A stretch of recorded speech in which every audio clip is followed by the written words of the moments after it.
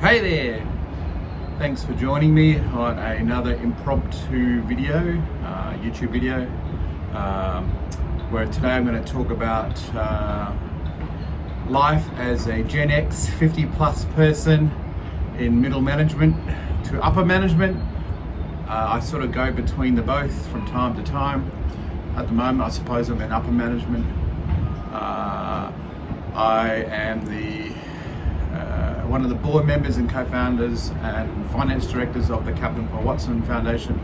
I was also the CEO in the past, and I am now in Dubai, living a life that's trying to expand on other areas, particularly cryptocurrency, because I have a huge interest in that as well on the side.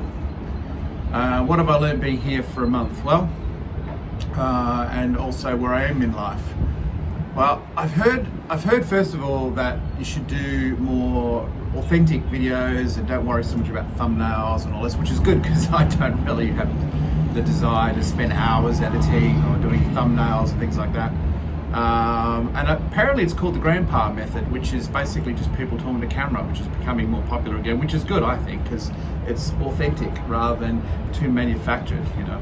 I mean, there's obviously some good things out there that look pretty good when they're manufactured, but all in all, I just want to talk naturally about my life and what I do and who I am, and pass on some of the things I've learned in my 50 odd years on this planet. I mean, certainly the world's changing. It's now 2025, you know, just February 2025, and the past 6 months has been so many changes. Certainly for me personally, but I think for a lot of people around the world. And the thing I'm hearing more than anything else is that the cost of living is astronomical. It is for everybody, you know, even in us and executive level roles. I mean, you know, I work with a charity, so it's not huge amounts of pay as well, so it's a bit different. But in general, things are going up a lot faster than people's incomes, and you've got income going up, but what I've noticed is, you know, even on things like electricity prices and stuff, that's all gone up like 30, 40, 50% in a year and a half to a year. So how do we all survive that? Well, of course, what I think is the only way you can survive in the next 10 years or 5 to 10 years is buying as much Bitcoin as you can. I mean, that's how I'm dealing with it, and it's quite interesting because I've been here a month now. I've met a lot of people, including some billionaires, some business owners, and, you know, wheeler and dealers and entrepreneurs. And what I've learned is that of course they come to you all with different opportunities and things, and that's interesting. And, you know, complicated investment schemes and things like that. And in the back of my mind, all I can think of is the only thing that I've got full control over, that I can just get and hold, is Bitcoin. I mean, you self-custody it, you put it in cold storage, you know, in a few cold storages just to diversify your risk, you know. And I'll get to down the road what I use for that. And you just sit and wait, because something like Bitcoin's got a finite supply. People are buying into it. Institutions are all plowing into it now. There's all these papers in the US and state legislature for to create Bitcoin reserves. You've got a pro crypto president now, and around the world you can see it happening. And literally there's nothing else to hold your value in. I mean, people talk about real estate. I mean, even in Dubai here, the real estate is crazy, and that may be the only thing. And then you got the FTSE 500 or whatever it is, and that sort of goes around 10% per annum. But really, if you're looking at inflation at the moment and what it's been, and how the debasement on our currencies and everything else, and basically, unless you're earning 12 to 15% on your money per annum on anything you may have, you're losing money. It's just been whittled down with inflation and the cost of living. And I never thought of that really until I turned 50 and started trying to save, which is really hard.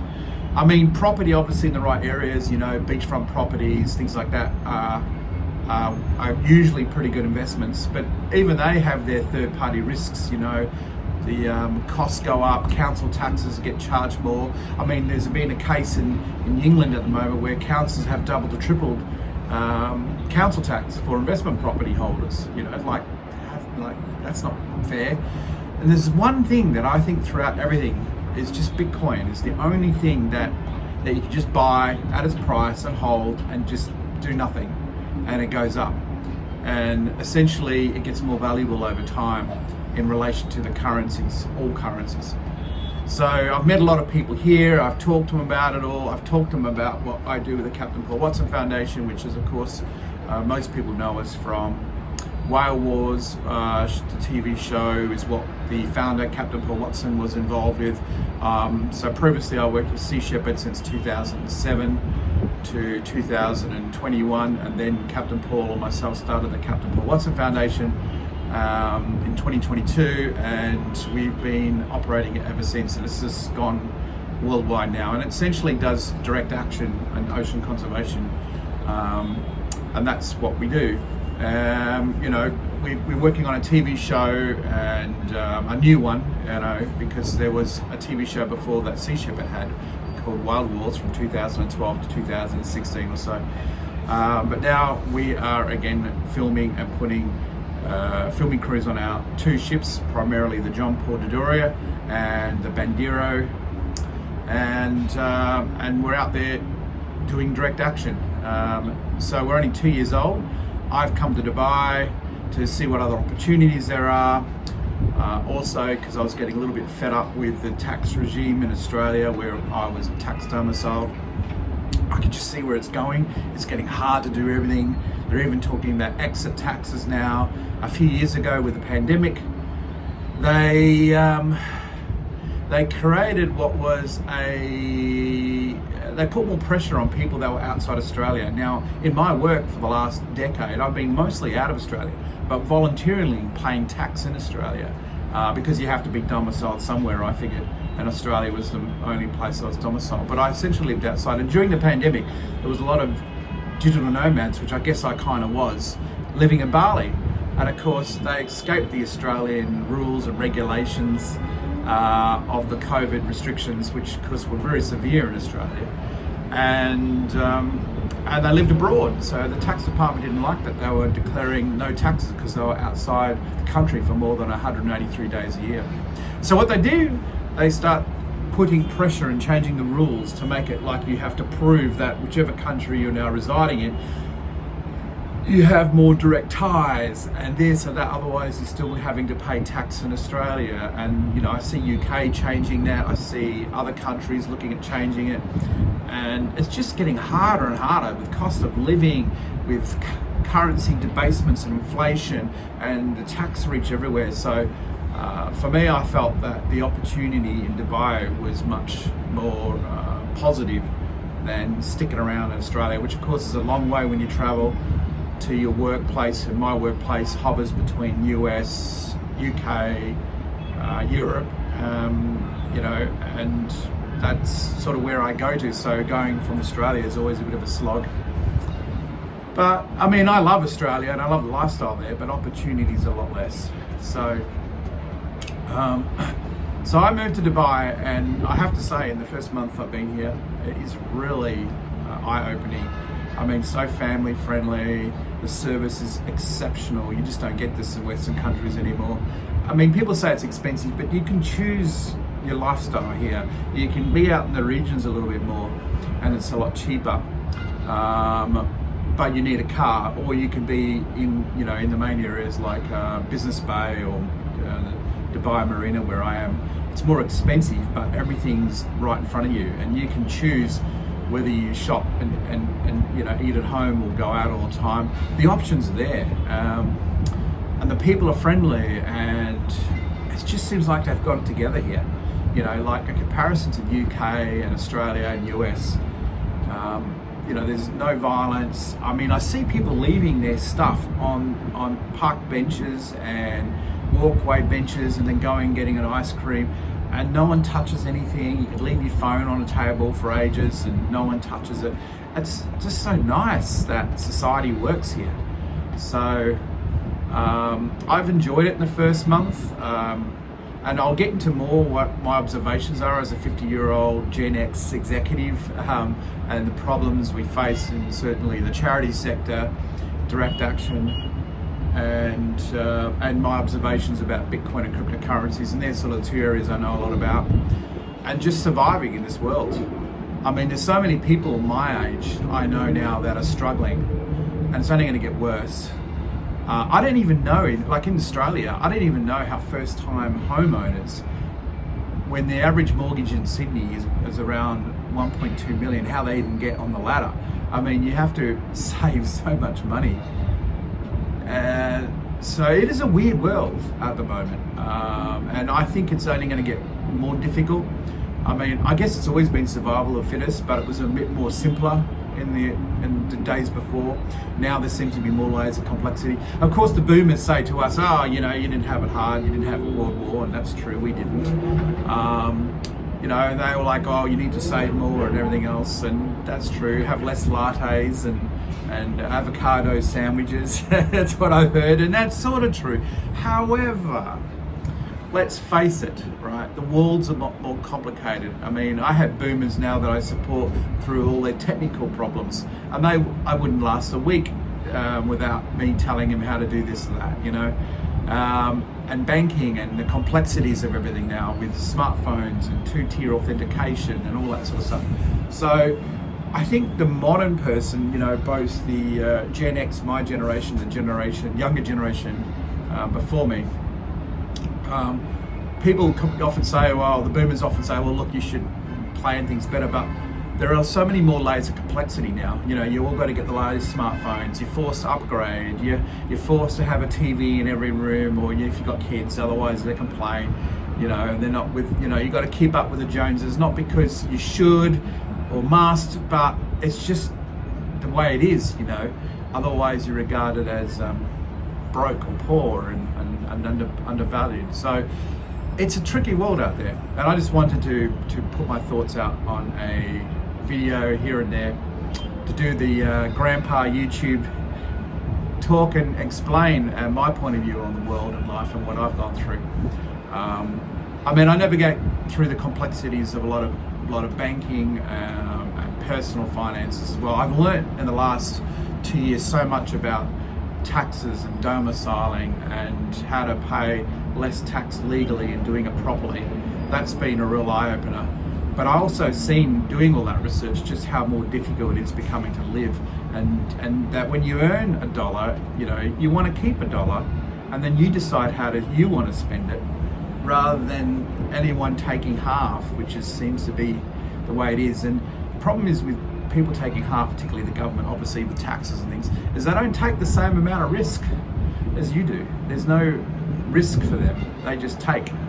And it's hard enough to earn $1 without it being taken, 50%, up to 50% taken, in some cases more. I mean, in Canada now, I think their capital gains is at 66%. So if you're a crypto trader, there's not a lot of incentive, you know. So you have to get more complex in your setup to legally minimize the taxes. I think that's the other thing that's happening a lot as well, is the complexity of things. Like, as I get older, I realize the answer to a lot of problems is keeping it simple, stupid, the KISS principle. But that's getting harder to apply to most things, you know, because you can't keep it simple anymore. You have to actually complicate it to get ahead. And that's certainly with charities and things like direct action. I mean, I'll get into another video, but I'll talk about the complexities of running a worldwide charity that does direct action with ships and volunteers involved from over 33 different countries. It's a complete challenge to do that. So anyway, I will do another video, I think, the next day or two, where I'll go for a walk and show people around. There's so much development here. The palm is behind me, the Phobos palm. So it's an interesting place. There's so much wealth here, it's insanity.